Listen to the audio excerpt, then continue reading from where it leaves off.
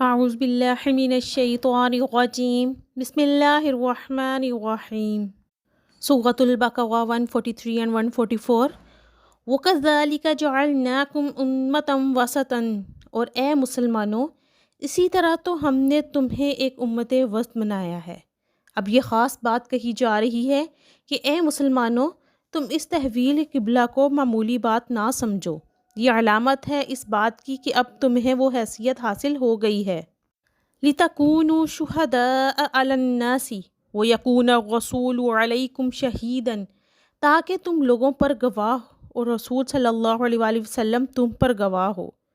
اب یہ تمہارا فرض منصبی ہے کہ رسول اللہ صلی اللہ علیہ وآلہ وسلم نے جس دین کی گواہی تم پر اپنے قول و عمل سے دی ہے، اسی دین کی گواہی تمہیں اپنے قول اور عمل سے پوری نوع انسانی پر دینی ہے۔ اب تم محمد صلی اللہ علیہ وآلہ وسلم اور نوع انسانی کے درمیان واسطہ یعنی لنک بن گئے ہو۔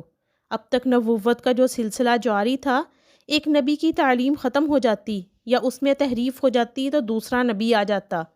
اسی طرح پے در پہ انبیاء و رسل صلی اللہ علیہ وآلہ وسلم چلے آ رہے تھے، اور ہر دور میں یہ معاملہ تسلسل کے ساتھ چل رہا تھا۔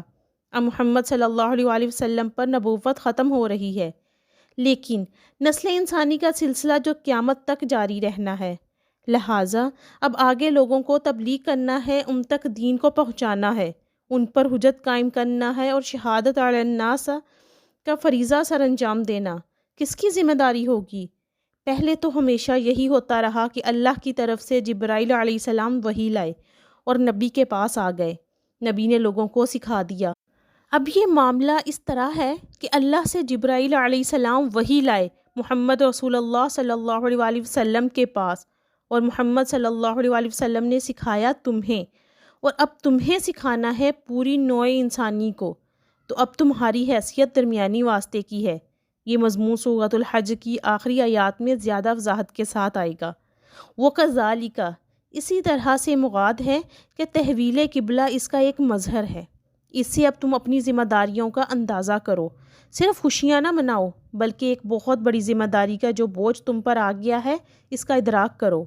یہی بوجھ جب ہم نے اپنے محمد صلی اللہ علیہ وآلہ وسلم کے کاندھوں پر رکھا تھا تو ان سے بھی کہا تھا اِنَّا سَنُلْقِي عَلَيْكَ قَوْلًا ثَقِيلًا، اے نبی صلی اللہ علیہ وآلہ وسلم ہم آپ پر ایک بھاری بات ڈالنے والے ہیں۔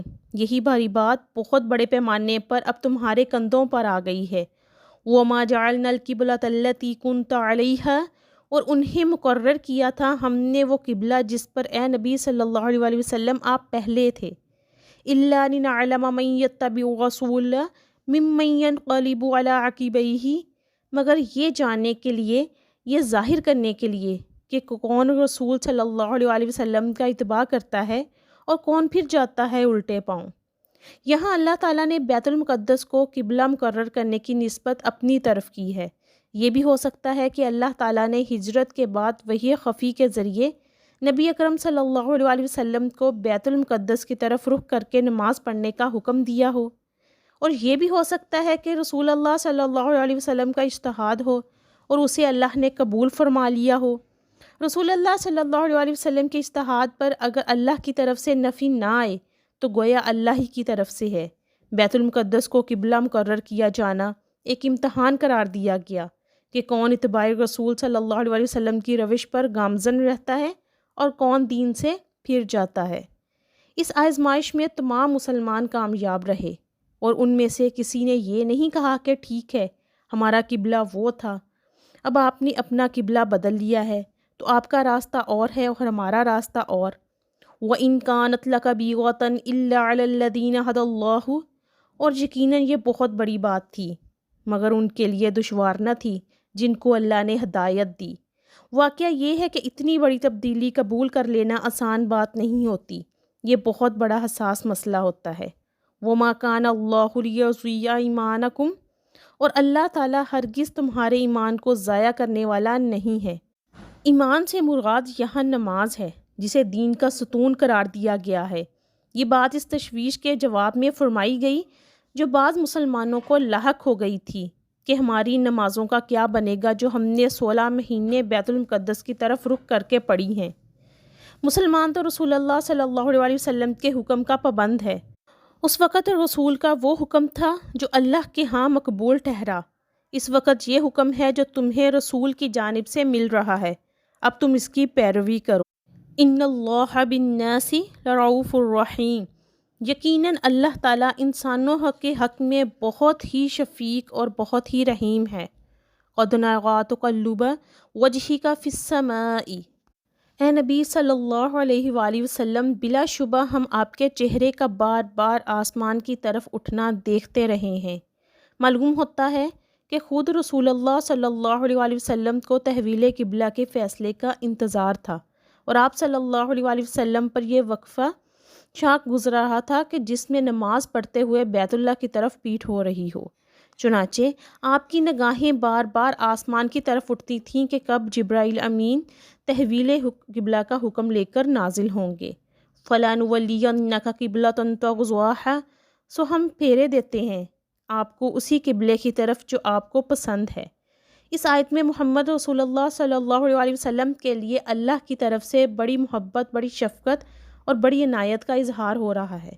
ظاہر بات ہے کہ رسول اللہ صلی اللہ علیہ وسلم کو بیت اللہ کے ساتھ بڑی محبت تھی۔ اس کے ساتھ آپ صلی اللہ علیہ وسلم کا ایک رشتہ قلبی تھا۔ فَوَلِّ وَجْهَكَ شَطْرَ الْمَسْجِدِ الْحَرَامِ، تو بس اب پھیر دیجئے اپنے رخ کو مسجد حرام کی طرف۔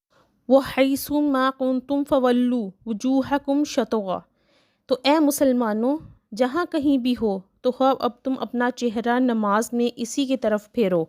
وَإِنَّ الَّذِينَ أُوتُوا الْكِتَابَ لَيَعْلَمُونَ أَنَّهُ الْحَقُّ مِنْ رَبِّهِمْ، اور یہ لوگ جنہیں کتاب دی گئی تھی جانتے ہیں کہ یہ تحویل قبلہ کا حکم حق ہے ان کے پروردگار کی طرف سے۔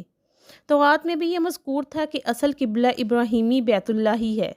بیت المقدس کو تو حضرت ابراہیم علیہ السلام کے 1000 سال بعد حضرت سلیمان علیہ السلام نے تعمیر کیا تھا، اس لیے ہیکل سلیمانی سے موسوم کیا جاتا ہے۔ انہو سے مراد یہاں بیت اللہ کا اس امت کے لیے قبلہ ہونا ہے۔